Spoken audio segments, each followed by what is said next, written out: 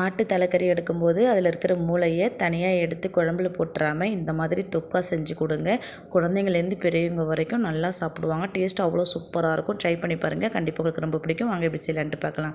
தலைக்கறியில் இருக்கிற மூளையை நல்லா கழுவிட்டு எடுத்து வச்சுருக்கிறேன். ஏற்கனவே கடையில் தண்ணி போட்டிருக்கிறேன். அது நல்லா சூடானதுக்கப்புறம் மூளையை தண்ணிக்குள்ளே சேர்த்துட்டு தேவைக்கேற்ப உப்பு மஞ்சள் தூள் சேர்த்து 5 நிமிஷத்துக்கு மூளையை நல்லா வேக வச்சு எடுத்துக்கலாம். 5 நிமிஷத்துக்கு அப்புறம் நல்லா வெந்து வந்துருச்சு பாருங்கள். இதை தனியாக எடுத்து வச்சு நல்லா கட் பண்ணி ஒரு ஓரமாக வச்சுக்கலாம். அடுத்து தாளிப்புக்கு கடாயில் 2 குடிக்கரண்டி எண்ணெய், கொஞ்சம் போல் சீரகம் சேர்த்து நல்லா பொரி விட்டுட்டு கை நிறைய சின்ன வெங்காயம், 2 பச்சை மிளகாய் சேர்த்து வெங்காயம் கண்ணாடி பதம் வர வரைக்கும் நல்லா வதக்கி விட்டுக்கலாம். வதங்கி வந்ததுக்கப்புறம் 1 டீஸ்பூன் இஞ்சி பூண்டு பேஸ்ட்டு சேர்த்து பச்சை ஸ்மெல் போக நல்லா வதக்கி விட்டுக்கலாம். அதுவும் வதங்கி வந்ததுக்கப்புறம் 1 தக்காளி பழம், 2 கொத்து கருவேப்பிலை சேர்த்து நல்லா வதக்கி விட்டுக்கலாம்.